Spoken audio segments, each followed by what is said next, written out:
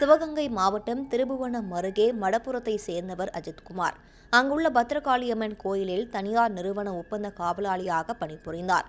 June 27ஆம் தேதி அக்கோயிலுக்கு சாமி கும்பிட மதுரை மாவட்டம் திருமங்கலத்தை சேர்ந்த நிகிதா தனது தாயாருடன் காரில் வந்தார்.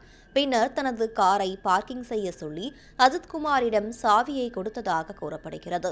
அவருக்கு கார் ஓட்ட தெரியாததால் மற்றொருவர் உதவியுடன் காரை அஜித்குமார் பார்க்கிங் செய்துவிட்டு சாவியை நிகிதாவிடம் கொடுத்துள்ளார். சாமி கும்பிட்டுவிட்டு நிகிதா காரில் ஏறியபோது பையிலிருந்த 10 பவுன் நகை காணவில்லை என அவர் கூறியுள்ளார். இதுகுறித்து நிகிதா போலீசில் சொல்லிய நிலையில் அஜித்குமார் உள்ளிட்ட 5 பேரிடம் திருபுவனம் போலீசார் விசாரித்தனர். மற்றவர்களை விடுவித்த நிலையில் அஜித்குமாரை மட்டும் மானாமதுரை உட்கோட்ட தனிப்படை போலீசார் வெளியே அழைத்து சென்று விசாரித்தனர். ஜூன் 28ஆம் தேதி போலீசார் தாக்கியதில் அஜித்குமார் உயிரிழந்தார்.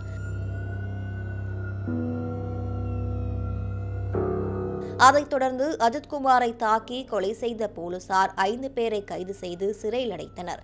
இச்சம்பவத்திற்கு முக்கிய காரணமானவர் நிகிதா. இவருக்கு வேண்டிய உயரதிகாரியின் தூண்டுதலின் பேரில்தான் போலீசார் தாக்கி அஜித்குமார் உயிரிழந்ததாக பேசப்படுகிறது. இந்த நிலையில் நிகிதா மீது பல்வேறு புகார்கள் காவல் நிலையத்தில் உள்ளதாக தற்போது தகவல் வெளியாகியுள்ளது. அவரால் பாதிக்கப்பட்டவர்கள் காவல் நிலையத்தில் புகாரும் அளித்து வருகின்றனர். தற்போது போலீசார் தன்னை கைது செய்து விடுவார்களோ என்று எண்ணி வீடியோ ஒன்றை வெளியிட்டுள்ளார். அதில் நான் எங்கும் ஓடவும் இல்லை ஒளியவும் இல்லை என தெரிவித்துள்ளார். ரொம்ப மெடிக்கல் ட்ரீட்மெண்ட்னாலே பயந்துக்குவாங்க. ஸ்கேன் எடுத்தா ஏதோ ஆயிரும் எனக்கு. நான் மடப்புறம் காளியாத்தட்ட கேட்டுட்டு அவன் உத்தரவு கொடுத்தாதான் எடுக்கிறேன்னு எங்கே போகிற வழியில் சொல்கிறாங்க. ஸ்கேன் எடுக்கிறதுனால நான் வண்டி ஓட்டிகிட்டே சொல்கிறேன், நீங்கள் நகையெல்லாம் அங்கே ஸ்கேன் சென்டரில் போய் கழட்டாதீங்கம்மா. ஒரு செயின் 2 விலையில் 2 மோதிரம் சார், அங்கே போய் கழட்டாதீங்க.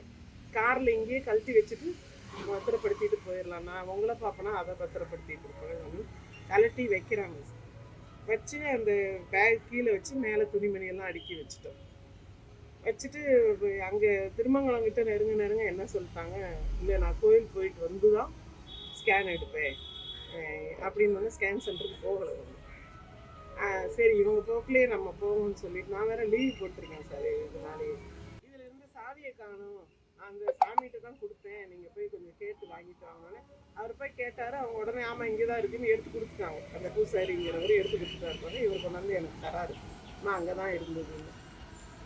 அதை வச்சுட்டு அப்புறம் திரும்ப என்ன ஆகுதுன்னா, இந்த ஒரு பையன்கிட்ட கொடுத்தோம் சார், யூனிஃபார்ம் போட்ட பையன், கொஞ்சம் உயரமாக கருப்பாக இருப்பான், அந்த பையன்கிட்ட தான் கொடுத்தேன், ஒரு ஒல்லியான ஒரு பையன்கிட்டன்னு சொன்னாங்க. இவர் எனக்கு தெரியுமான்னு ஃபோன் பண்ணி அந்த பையனை, இவங்க வர்றாங்க கிளம்ப போகிறாங்கப்பா, கார் எடுத்துகிட்டு வான்னு சொல்கிறாங்க. எடுத்துகிட்டு வான்னு சொன்னோடனே அந்த பையன் ஒரு கம்பி கேட்டு மாதிரி இருக்குது சார், அறநிலைத்துறை ஆஃபீஸ் பக்கத்தில் எங்களை கொண்டாந்து நிப்பாட்டிட்டு ஒரு கம்பி கேட்டு மாதிரி அதில் சாவி என்கிட்ட வாங்கிட்டு போகிறான் அந்த பையன். இந்நிலையில் கோவை பொள்ளாச்சி தேச நெடுஞ்சாலையில் உள்ள பிரபல தேநீர் விடுதியில் இன்று காலை நிகிதா தனது தாயார் மற்றும் கார் ஓட்டுநருடன் இருந்துள்ளார். இதனை கண்ட ஒருவர் தனது செல்போன் மூலம் அந்த காட்சியை பதிவு செய்து போலீசாருக்கு தகவல் அளித்துள்ளார். ஆனால் காவல்துறையினர் சிறிதும் கண்டுகொள்ளவில்லையாம். மகாலிங்கபுரம் போலீஸ் ஸ்டேஷன் பேசுறேன். என்ன பிரச்சனைங்க சார்? ஒன்றும் இல்லைங்க சார், இது அந்த திருப்பணத்தில் கொலை நடந்தது இல்லைங்க சார். சரி, காவல்துறையில் அதிகாரிகள் அடிச்சாக்கிட்டாங்க அப்படின்னு சொல்லிட்டு அந்த அம்மா கூட கம்ப்ளைண்ட் பண்ணிச்சு, ஆள் அப்ஸ்காண்டிங்கு எஸ்கேப் ஆயிட்டாங்க அப்படின்னு சொல்லியிருந்தாங்க பேப்பர்ல டிவில எல்லாம். அவங்கள அமிர்தசரி போர்ட்டில் கிட்ட வண்டி லாக் பண்ணி வச்சிருந்தோம். சார் 100 கூப்பிட்டு சொன்னதுக்கு வண்டி லாக் பண்ணுங்க சார், நாங்க லாக் பண்ணி 2 மணி நேரம் வச்சிருந்தோம். அப்புறம் பார்த்தா விட சொல்லிட்டாங்க சார். இப்போ கோயம்புத்தூர் நோக்கி வண்டி போயிட்டு இருக்குது. யார் பிடிச்சது நீங்க பேர் சொன்னாங்களே சார்? 100க்கு இருங்க, எங்க அண்ணன் தான் நிப்பாட்டினாருங்க. ஒரே நிமிஷம் அப்படியே லைன்ல கான்ஃபரன்ஸ் போடுறேன். கொடுங்க வண்டி.